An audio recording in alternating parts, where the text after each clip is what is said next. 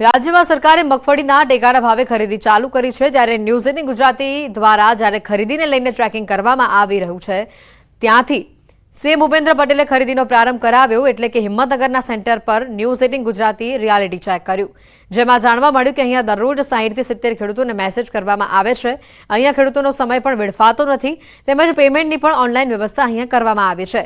ખેડૂતોએ જણાવ્યું કે અહીંયા કોઈ પણ પ્રકારની સમસ્યા સર્જાતી નથી। ખેડૂતો પાક વેચીને સમયસર ઘરે પણ પહોંચી જાય છે અને ભાવ પણ સારા તેઓને મળી રહ્યા છે।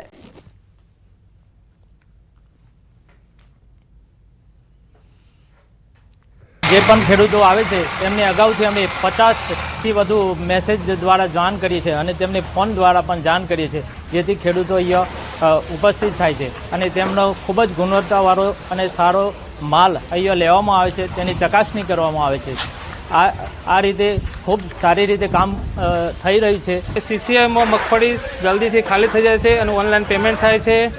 આ બધું સીસીઆઈમાં ફાયદા વધારે છે, અહીંનો સ્ટાફ પણ સારો છે અને કામ પણ સારું થાય છે। ભાવે માર્કેટમાં 1100-1200ના ભાવ પડે છે, અહીંયા સીસીઆઈમાં 1355ના ભાવ મળે છે। ન્યૂઝ 18 ગુજરાતી દ્વારા જે ટેકાના ભાવે ખરીદી થાય તેનું રિયાલિટી ચેક કરવામાં આવ્યું। અત્યારે હાલ તમે દ્રશ્યમાં જોઈ શકો છો કે જે પ્રમાણે હિંમતનગરમાં આ જે કોટન માર્કેટ યાર્ડ છે કે જ્યાં ટેકાના ભાવે મગફળીની ખરીદી કરવામાં આવી રહી છે। ખાસ કરીને દરરોજ 50 થી 70 જેટલા ખેડૂતોને મેસેજ મોકલવામાં આવતો હોય છે અને જે મેસેજ દ્વારા ખેડૂતો પોતાનો પાક લઈને અહીં આવતા હોય છે, પરંતુ અત્યારે હાલ તમે દર્શકોમાં જોઈ શકો તે પ્રમાણે કોઈપણ જગ્યાએ કોઈ ત્રુટિ જોવા મળતી નથી। ખાસ કરીને જે ગ્રેડિંગ સિસ્ટમ દ્વારા કમ્પ્લીટ જે ગ્રેડિંગ કરવામાં આવતો હોય છે, આ ઉપરાંત જે માપ છે તે માપ પણ કાઢવામાં આવતો હોય છે। આ ઉપરાંત જે ખેડૂતો જે પોતાનો પાક લઈને આવી રહ્યા છે તો પાક સારી રીતે અને જે યોગ્ય ગુણવત્તાવાળો હોય એ રીતે ચકાસણી કરીને ત્યારબાદ જ તેની ખરીદી કરવામાં આવતી હોય છે અને અહીંયા હજુ સુધી કોઈ પણ પ્રકારની ત્રુટિ જોવા મળી નથી। તમે દ્રશ્યોમાં જોઈ શકો છો કે જે 50 થી 70 જેટલા ખેડૂતોને મેસેજ કરવામાં આવતો છે અને લાઇનસર એક ગાડી મૂકવામાં આવતી હોય છે, જે ખેડૂતોને માત્ર અડધો કલાકમાં જ પોતાનું કામ નીકળી જતું હોય છે। એટલે કે કહી શકાય કે જે ખેડૂતોનો જે સમય છે સમયનો બગાડ પણ થતો નથી। આમ અન્ય માર્કેટ જે ઓપન માર્કેટ યાર્ડમાં જઈએ તો તેમને ભાવ પણ પૂરતો મળતો નથી, પરંતુ અત્યારે સરકારના ટેકાના ભાવ જે બાંધેલા છે એમાં એમને વધુ મળી રહ્યા છે। ખાસ કરીને અહીંયા આ જગ્યાએથી જ મુખ્ય પ્રજાને જે ટેકાના ભાવથી ખરીદની શરૂઆત કરવામાં આવી હતી અને ત્યારથી જ આ માર્કેટ યાર્ડ અત્યારે હાલ તો ધમધમી રહ્યું છે। મોટા પ્રમાણમાં જે ખેડૂતો છે પોતાનો પાક લઈને વેચવા આવતા હોય છે, જે ભાવ પડતો હોય છે તેના કારણે ખેડૂતોમાં અત્યારે હાલ તો ખુશી જોવા મળી રહી છે। ઈશાન વર્મા, ન્યૂઝ 18 ગુજરાતી, સાબરકાંઠા। ભાવનગરના ઘોઘા સર્કલ વિસ્તારમાં આવેલા ઈ બાઇકના શોરૂમના બેઝમેન્ટમાં મોડી રાત્રે લાગેલી આગ વિકરાળ બની। ફાયર બ્રિગેડની ટીમ તાત્કાલિક ઘટના સ્થળે પહોંચી સતત 2 કલાક બાદ આગ પર કાબુ મેળવવામાં આવ્યો। આ ઘટનામાં ફાયર વિભાગે એક પરપ્રાંતીય યુવાનનું રેસ્ક્યુ કરી તેનો જીવ બચાવ્યો છે। બાઇકના શોરૂમમાં લાગેલી આગમાં ફાયર વિભાગે 50,000ની રોકડ રકમ તથા 45 જેટલા વાહનોને બચાવી લીધા છે। આગ વધુ ફેલાય તે પહેલા જ ફાયરે અન્ય 45 વાહનોને બહાર કાઢી બચાવી લીધા। જોકે સદનસીબે આગમાં કોઈ જાનહાનિના સમાચાર નથી। આગ લાગવાનું કારણ કે નુકસાની જાણવા હજી સુધી મળી નથી। હતા એને પાર્કિંગ કરેલું હતું અને ત્યાં ધંધો ચાલુ હતો, વેપાર ચાલુ હતો। શેના કારણે આગ લાગવામાં આવી છે? શોર્ટ સર્કિટના કારણે આગ લાગેલી હોય એવું લાગે છે। અમદાવાદની મણિનગરની રૂપ સ્કૂલને નોટિસ ફટકારવામાં આવી છે। ગ્રાન્ટેડ શાળા હોવા છતાં સ્કૂલ સંચાલકોએ નિયમ કરતાં ઊંચી ફી વસૂલ્યાનો આરોપ લગાવાયો છે અને જે બાદ અમદાવાદ શહેર ડીઈઓએ સ્કૂલને નોટિસ ફટકારી છે। ગ્રાન્ટેડ શાળા હોવા છતાં 200 વિદ્યાર્થીઓ પાસેથી ફી વસૂલી હોવાનો આરોપ લાગ્યો છે। ફી વિકલ્પવાળી શાળા હોવાથી પ્રતિમાસ 720 ફી લેવાની હોય છે। સ્કૂલે અન્ય પ્રવૃત્તિ સાથેની 25,000 ફી વસૂલી હોવાની ફરિયાદ પણ મળી છે, જેને લઈને સ્કૂલ પાસે ખુલાસો માંગવામાં આવ્યો છે। શાળાએ પોતાનો ખુલાસો રજૂ કરતા કહ્યું કે તપાસ ટીમને સહકાર આપ્યો છે અને અમે કંઈ ખોટું કર્યું નથી। તો આ તરફ અમદાવાદ શહેર ડીઈઓ સમગ્ર મામલે તપાસ કરી રહ્યા છે અને તપાસ રિપોર્ટ બાદ સમગ્ર મામલે કેવા પગલાં લેવાના થાય છે તે જોવાનું રહેશે।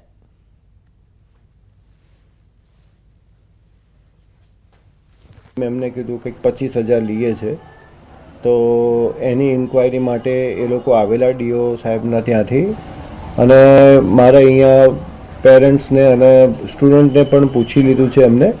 તો એમને જે કંઈ અહીંયા તપાસ કરવાની હતી એ બાબતમાં અમે ફૂલ એમાં સપોર્ટને સાકાર આપ્યો છે અને એવી વાત કોઈ છે નહીં, એટલે હું નિશ્ચિંત છું કે અમારે અહીંયા એવું અમે કશું એવું ખોટું કરતા નથી। કે વાલીઓના પણ અમે અત્યારે જે છે એ પ્રતિભાવ લઈ રહ્યા છીએ અને ખાનગી રીતે એની તપાસ ચાલુ છે। નોટિસ તો એ જ દિવસે આપી દીધી હતી નોટિસ આપી, ખુલાસો માગ્યો, સંસ્થાએ ખુલાસો રજૂ કર્યો, એમાં એઓએ એમનો બચાવ કર્યો છે. એટલે વધુ તપાસની જરૂર લાગી કે ખરેખર હકીકત શું છે. એટલે હકીકત આવેથી આ વિશે હું આપને કહી શકીશ. અત્યારે અમારી તપાસ ચાલુ છે. બનાસકાંઠા વાવ વિધાનસભા પેટા ચૂંટણીની શનિવારે મતગણતરી હાથ ધરવામાં આવશે. 321 બૂથોની 23 રાઉન્ડમાં હાથ ધરાશે મતગણતરી. વાવ વિધાનસભા પેટા ચૂંટણીમાં 10 ઉમેદવારોના ભાવિ ઈવીએમમાં કેદ થયા છે. આવતીકાલે જગાણા એન્જિનિયરિંગ કોલેજ ખાતે મતગણતરી હાથ ધરવામાં આવશે. મતગણતરીને લઈને તંત્ર દ્વારા તમામ તૈયારીઓને આખરી ઓપ આપવામાં આવી રહ્યું છે.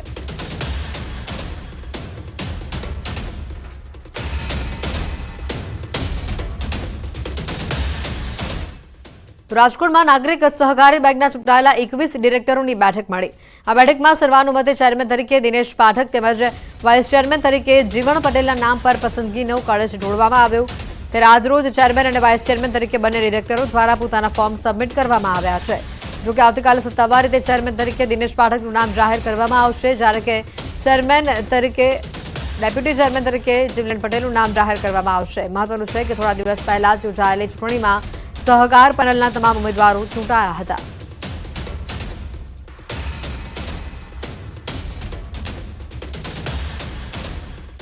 આજે નોમિનેશન ફોર્મ ભરવાનું તારીખ હોય, ટાઈમ હોય, અત્યારે અમે લોકોએ બધા જ ડિરેક્ટરોએ અમારા વડીલોનું જે માર્ગદર્શન મળ્યું એ મુજબ સર્વાનુમતે અમે લોકોએ ચેરમેન તરીકે દિનેશભાઈ પાઠક અને વાઇસ ચેરમેન તરીકે જીવણભાઈ પટેલ, કે જેને જીવણ કાકા તરીકે ઓળખીએ છીએ, આ બંનેની અમે સર્વાનુમતે પસંદગી કરી છે. સુરતના સચિન વિસ્તારમાં બની સ્પર્ધાત્મક પરીક્ષાની તૈયારી કરતા યુવકે આપઘાત કરી લીધો છે. આ ઘટનાથી ચકચાર મચી ગઈ છે. વિસ્તારમાં આઈપીએસસીની પરીક્ષામાં એક માર્કથી ફેલ થતા શુભમ ત્રિપાઠીએ 7મા માળેથી કૂદીને પોતાનું જીવન ટૂંકાવ્યું. સચિન જીઆઈડીસીમાં આવેલા નીલકંઠ હાઇટ્સ અપાર્ટમેન્ટમાં ઘટના બની છે. પરીક્ષામાં નાપાસ થવાથી શુભમ થોડા દિવસથી તણાવમાં હતો. સચિન જીઆઈડીસી પોલીસે ઘટના સ્થળે પહોંચી આગળની કાર્યવાહી હાથ ધરી. ત્યારે ન્યૂઝ 18 દ્વારા સ્પર્ધાત્મક પરીક્ષાની તૈયારી કરતા વિદ્યાર્થીઓને અપીલ કરવામાં આવે છે કે સ્પર્ધાત્મક પરીક્ષા એ જીવનની અંતિમ પરીક્ષા નથી. વિદ્યાર્થીઓએ ભાવનામાં વહીને પોતાનું અમૂલ્ય જીવન ન ટૂંકાવવું જોઈએ.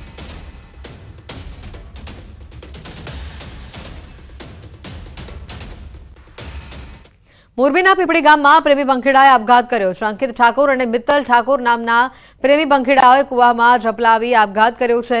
બંને મૃતકો પાટણના વતની હતા અને મોરબીની કેરામિટા સિરામિક નામની ફેક્ટરીમાં તેઓ સાથે કામ કરતા હતા. બંનેના મૃતદેહોને પરિજનોને સોંપી મોરબી તાલુકા પોલીસે આપઘાત અંગે વધુ તપાસ હાથ ધરી છે.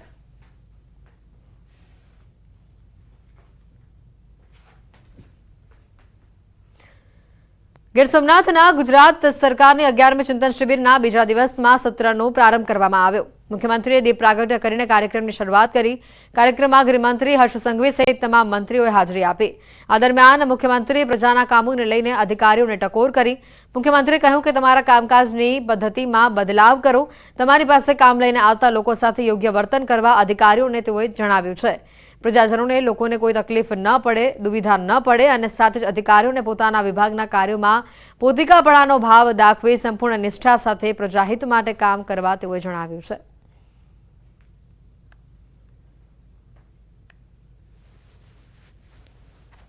સોમનાથ ખાતે આજે 11મી ચિંતન શિબિરનો બીજો દિવસ છે અને બીજા દિવસની સત્રનો પ્રારંભ થઈ ચૂક્યો છે. ત્યારે હું મારી પાછળના કેટલાક દ્રશ્યો છે તે બતાવીશ, કારણ કે આ જે દ્રશ્યો છે તે ઊંટ સવારીના છે અને આ ઊંટ સવારી છે તેમને હાલ આ જે ચિંતન શિબિર છે અરબી સમુદ્ર કિનારે આ જે સોમનાથ નજીક આવેલો જે વોકવે છે ત્યાં આગળ આ ઊંટો છે, 11 ઊંટો છે, તેમને લઈ જવામાં આવી રહ્યા છે અને કહેવામાં આવી રહ્યું છે કે આ ઊંટો પર અરબી સમુદ્રના કિનારે ગુજરાતના જે મંત્રીઓ છે, મુખ્યમંત્રી ભૂપેન્દ્ર પટેલ સહિતના જે મંત્રીઓ છે તેઓ આ ઊંટ સવારી કરશે અને અરબી સમુદ્રના કિનારે ઊંટ સવારીની જે મજા છે તે માણશે. જોઈ શકાય છે જે પ્રમાણે આ ઊંટો છે તેમને હાલ અંદર પ્રવેશ આપવામાં આવી રહ્યો છે.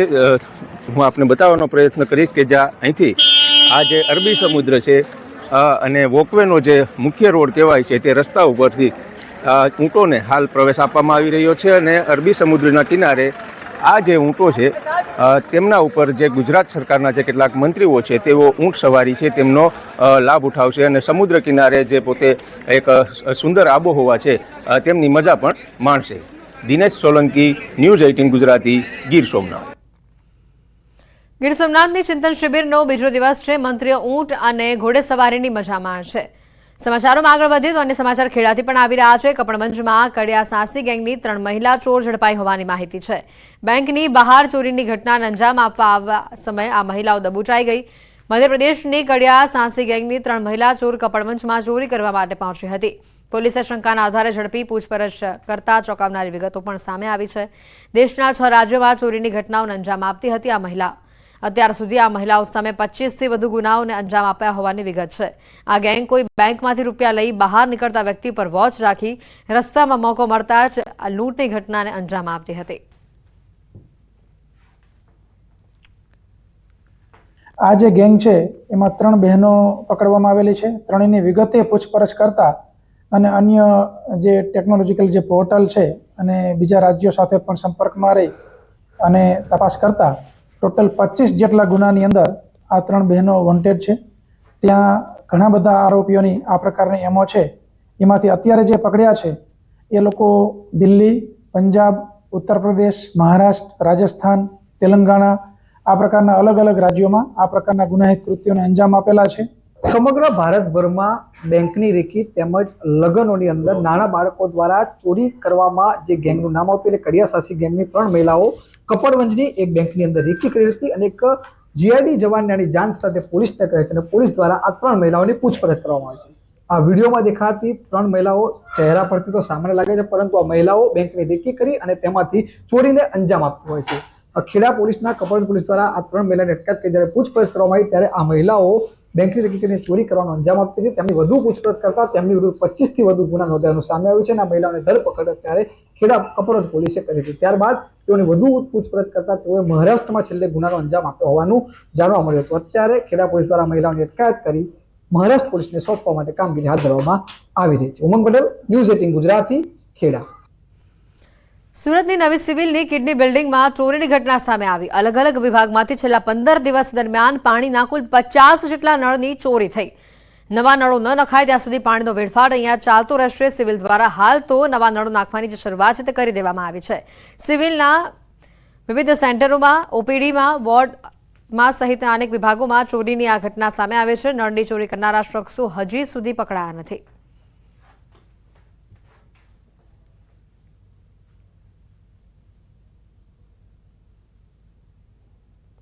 નવી સિવિલની કિડની બિલ્ડિંગમાં અજીબોગરીબ ચોરી થઈ. નળની ચોરી થઈ. અલગ અલગ વિભાગમાં પાણીના કુલ 50 જેટલા નળની ચોરી થઈ છે. 15 દિવસથી આ પ્રકારની ઘટના અહીંયા સામે આવી રહી છે.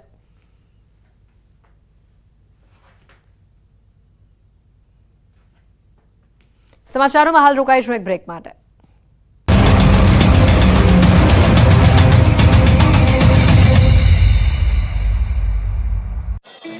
છોટાઉદેપુરના નસવાડી તાલુકામાં ખેડૂતોનો કપાસનો પાક સુકાઈ ગયો. ખેડૂતોનો આરોપ છે કે સિંચાઈ માટે પાણી ન મળતા પાકમાં સુકારો આવ્યો. રામપુરી અને હરિપુરા વિસ્તારમાં કેનાલનું પાણી ન મળતા ખેડૂતોને રાતા પાણી રોવાનો વારો આવ્યો છે. રામપુરી અને હરિપુરા વિસ્તારમાં 150 હેક્ટરથી વધુ જમીનમાં ખેતીવાડી થાય છે. ખેડૂતોનો આરોપ છે કે બાજુમાં જે ઢાળિયા કેનાલ છે તેમ છતાં પાણી ન મળતા ખેતરો તરસ્યા છે. ખેડૂતોનો આક્ષેપ છે કે છેલ્લા 8 વર્ષથી આ સમસ્યા છે. નર્મદા નિગમે વ્યવસ્થા તો કરી છે પણ કોન્ટ્રાક્ટરોની મનમાની છે. ઢાળિયા કેનાલો બંધ કરી અને અંડરગ્રાઉન્ડ પાઇપલાઇન નાખી દેવાતા ખેતરો સુધી પાણી નથી પહોંચી રહ્યું. ખેડૂતોનો કપાસ સુકાઈ જતા મુશ્કેલીમાં મુકાયા છે. રાત દિવસની મજૂરી અને વાવેતરનો ખર્ચ પણ માથે પડ્યો છે. ખેડૂતો તંત્ર અને અધિકારીઓને વારંવાર રજૂઆત કરવા છતાં કોઈ નિરાકરણ આવ્યું નથી.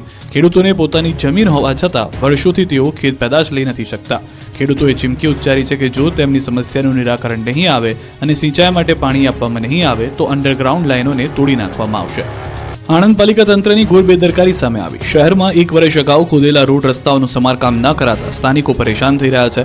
વોર્ડ નંબર 3માં રોયલ પ્લાઝાથી લઈ પાણીની ટાંકી વિસ્તારમાં 1 વર્ષ પહેલા નળ સે જળ યોજના અંતર્ગત રસ્તાઓનું ખોદકામ કરવામાં આવ્યું હતું, જેનો 1 વર્ષ જેટલો સમયગાળો થયો હોવા છતાં રસ્તાઓનું સમારકામ નથી કરવામાં આવ્યું, જેના કારણે સ્થાનિકો અને વાહન ચાલકોને પારાવાર મુશ્કેલી વેઠવી પડે છે. રસ્તા પર ખાડા હોવાને કારણે ચોમાસામાં પાણી ભરાવાની સમસ્યા સર્જાય છે, જેના કારણે લોકોમાં અકસ્માતનો પણ ભય રહે છે. સાથે જ પાણી ભરાતા મચ્છરજન્ય રોગચાળો ફાટી નીકળે તેવી દહેશત ફેલાયેલી છે. સ્થાનિકોનો આરોપ છે કે તંત્ર માત્ર કાગળો પર કામગીરી કરતું હોય એમ લાગે છે. વારંવાર રજૂઆત છતાં તંત્રના અધિકારીઓ આંખ આડા કાન કરી રહ્યા છે. 1 વર્ષ થયું છતાં આ સમસ્યાનું નિરાકરણ લાવવાનું અધિકારીઓ નામ નથી લઈ રહ્યા.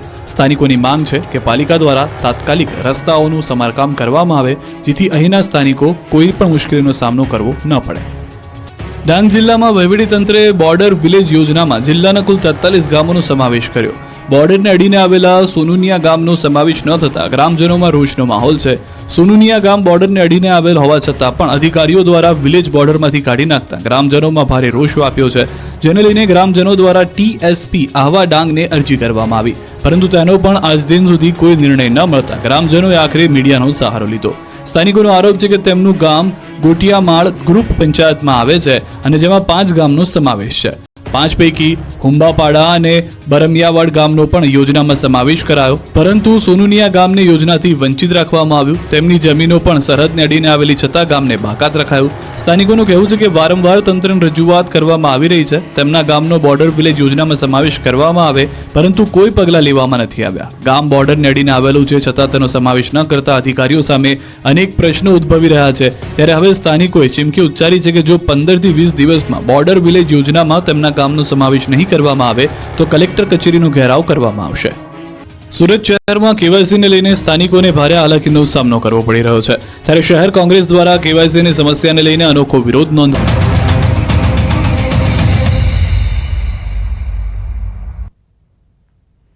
બ્રેક બાદ આપનું સ્વાગત છે. અમદાવાદની ખ્યાતિ હોસ્પિટલ દ્વારા અનેક ગામોમાં કેમ્પ કરીને છેતરપિંડી કરવામાં આવી. અમદાવાદના પીનાણા ગામમાં પણ ખ્યાતિ હોસ્પિટલ દ્વારા એક કેમ્પ કરવામાં આવ્યો હતો. કેમ્પ યોજી 10 લોકોને તેઓ લઈ ગયા હતા હોસ્પિટલ લઈ ગઈ તમામ લોકોને એન્જિયોપ્લાસ્ટી કરવામાં આવી હોવાની વિગત છે. એન્જિયોપ્લાસ્ટી બાદ ગામમાં 2 લોકોના મોત થયા હોવાની પણ હવે વિગતો સામે આવી રહી છે. આ અંગે વધુ માહિતી મેળવીશું. સંવાદદાતા સંજય અમારી સાથે સીધા અહીંયા જોડાઈ ચૂક્યા છે. સંજય, હવે આ સમગ્ર બાબતમાં એક નવો ખુલાસો પીનાણા ગામમાં પણ જે લોકોને એન્જિયોપ્લાસ્ટી માટે લઈ જવામાં આવ્યા હતા, જેમાંથી 2 લોકોના મોત થયા છે. શું કહી રહ્યા છે આ ગામના લોકો અને વધુ માહિતી શું છે?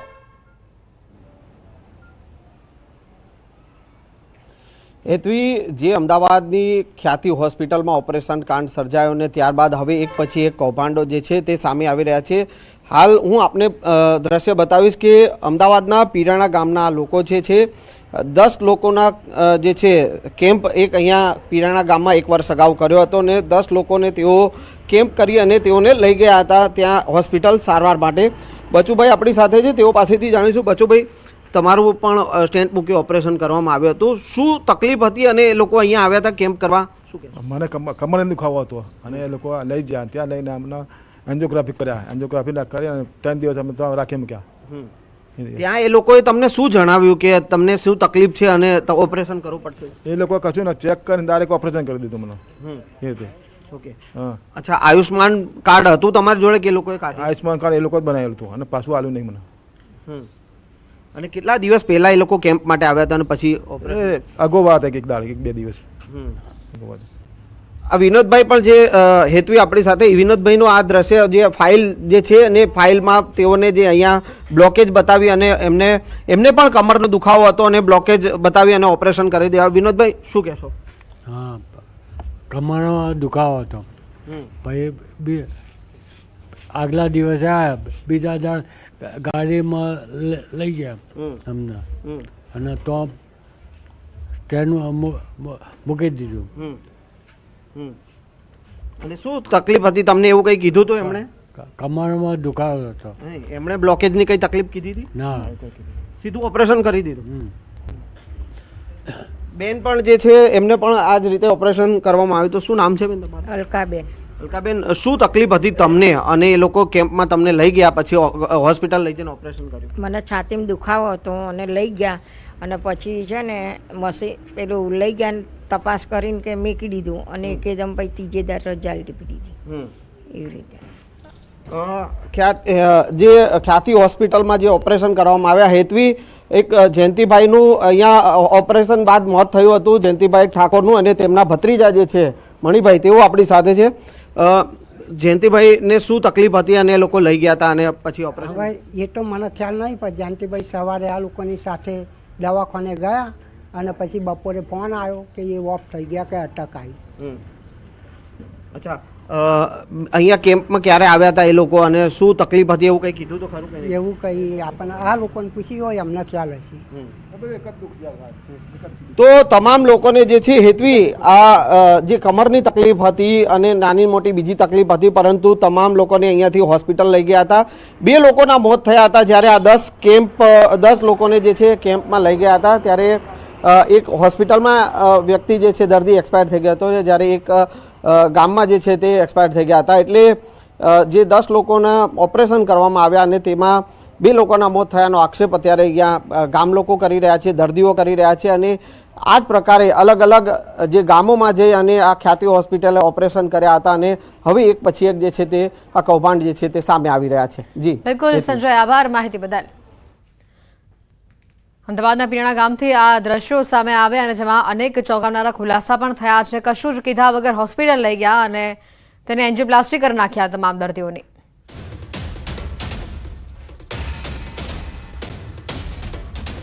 બુલેટિન